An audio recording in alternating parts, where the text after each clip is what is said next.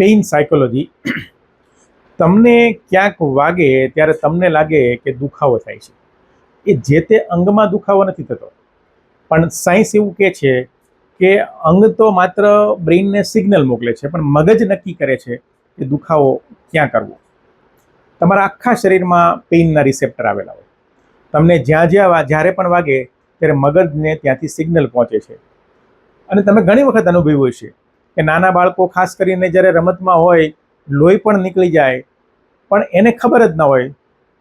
જ્યારે રમત બંધ થાય ત્યારે એને ખબર પડે કે મને લોહી નીકળ્યું, અને પછી દુખાવાની શરૂઆત થાય. આવું શું કામ છે? કારણ કે મગજ છે ને જે તે સમયે રમતમાં વ્યસ્ત હતું, એટલે ખ્યાલ નથી આવતો.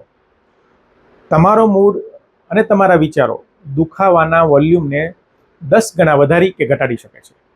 જો તમે સતત સ્ટ્રેસમાં છો તો તમારો દુખાવો 10 ગણો વધી શકે છે. તમારો કોન્સ્ટન્ટ ફોકસ જો તમારા પેઇન ઉપર હોય તો તમે વધારે પડતો પ્રમાણમાં દુખાવો મહેસૂસ કરશો.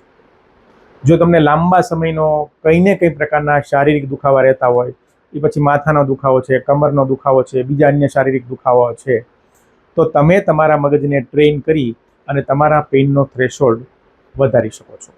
એના માટે શું કરશો? Mindfulness relaxation technique, breathing exercise કરો, કોઈ પણ પ્રકારનું physical movement exercise, yoga, meditation કરો, અને પૂરતી ઊંઘ લો.